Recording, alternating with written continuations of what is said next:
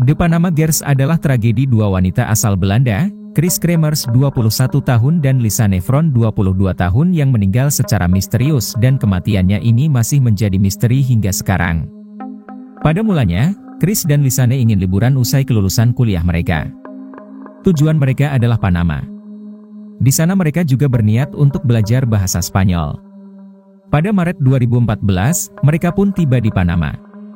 Mereka gak tinggal di hotel, melainkan mencoba tinggal dengan keluarga lokal di Boquete, yaitu sebuah kota kecil di Panama.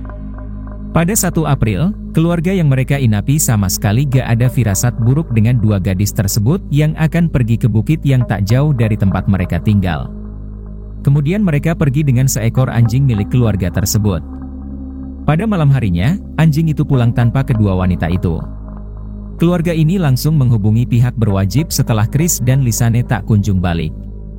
Seminggu kemudian, orang tua gadis ini pun terbang dari Belanda untuk mencari anak mereka.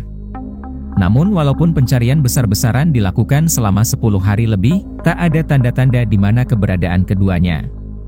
Bahkan keluarga kedua gadis itu menawarkan hadiah $30.000 atau setara 400-an juta rupiah, untuk menemukan kedua anak mereka, namun usaha pencarian mereka tetap sia-sia. Penemuan barang kedua gadis. 10 minggu kemudian, seorang penduduk lokal yang tengah mencari penghidupan di hutan menemukan sesuatu. Yaitu sebuah tas backpack berwarna biru yang ternyata milik Lisanne, salah satu korban yang hilang. Di dalam backpack itu ditemukan benda-benda pribadi milik mereka, seperti sepasang kacamata hitam, uang senilai $83, sekitar sejutaan rupiah, paspor, sebuah botol minum, kamera, 2 buah bra, dan telepon genggam milik keduanya, semuanya dalam kondisi dipak dengan rapi. Kemudian temuan ini memunculkan banyak dugaan. Banyak sidik jari dan set DNA yang berbeda terdeteksi pada isi ransel. Tetapi tidak ada yang mengarah ke petunjuk yang dapat didalami secara serius oleh polisi.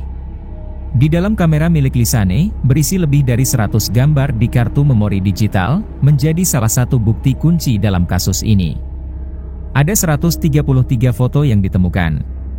Foto-foto ini kebanyakan adalah foto selfie yang diambil kedua gadis itu pada tanggal 1 April, di mana keduanya terlihat gembira dengan latar belakang pemandangan hijau.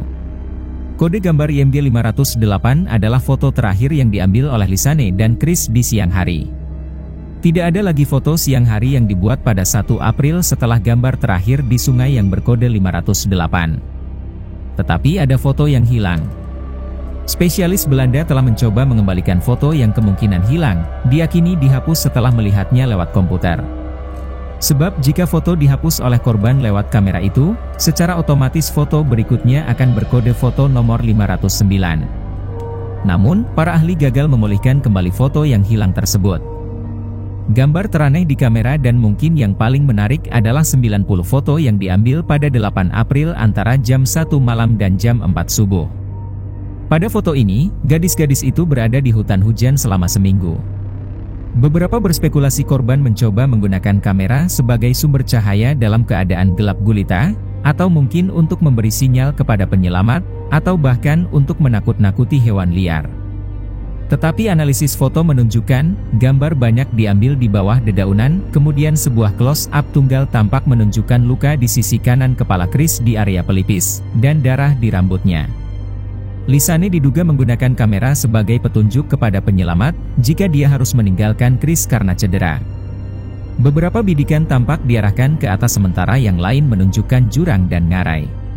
Data telepon.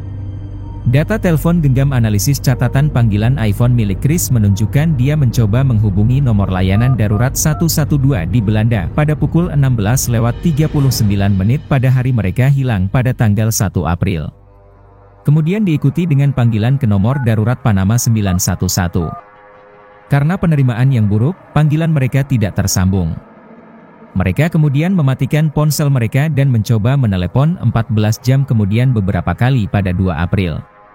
Pada 6 April, 5 hari setelah pendakian mereka dilakukan, ponsel Samsung Lisanne berhenti berfungsi, mungkin karena baterainya habis.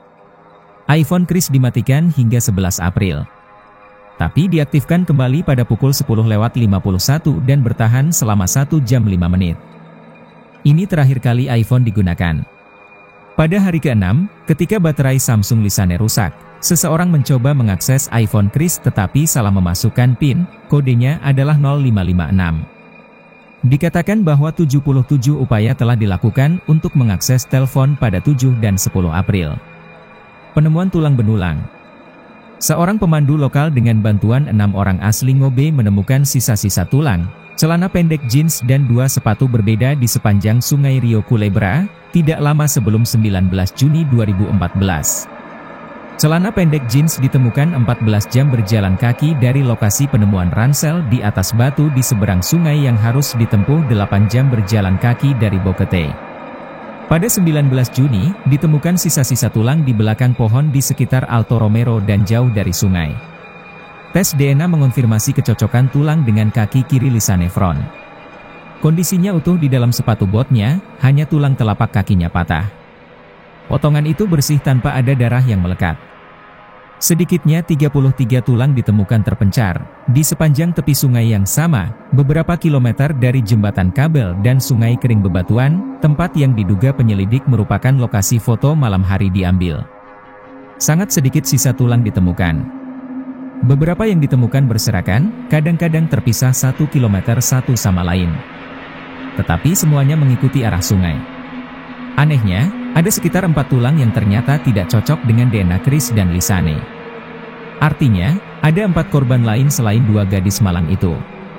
Apa itu berarti ada pembunuh berantai berkeliaran di perbukitan tempat Kris dan Lisanne menghilang? Ahli patologi forensik berpikir bahwa potongan tersebut mungkin telah dimanipulasi oleh seseorang.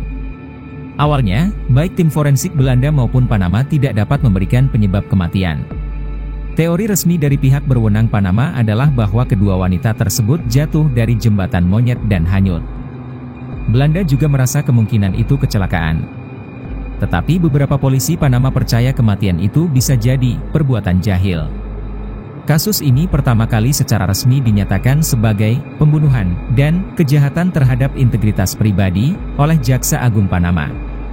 Tetapi kemudian pada Oktober 2014, 2 formulir dari pejabat negara bagian Panama menggambarkan kematian tersebut sebagai kasus penculikan. Ketika tim forensik gagal mencapai kesimpulan yang pasti dan resmi, kasus tersebut ditutup dan dianggap sebagai kecelakaan karena Lisanne dan Kris memutuskan untuk melanjutkan ke medan liar di wilayah Continental Divide. Bisa dibilang kasus ini masih belum terungkap apa dan sebab kedua gadis itu meninggal secara tragis. Itulah kisah dari The Panama Girls. Terima kasih buat kalian yang udah nonton, like jika kalian suka, komentar jika kalian ingin memberi saran dan kritik untuk channel ini. Terima kasih, kita bertemu di kasus selanjutnya, sampai jumpa.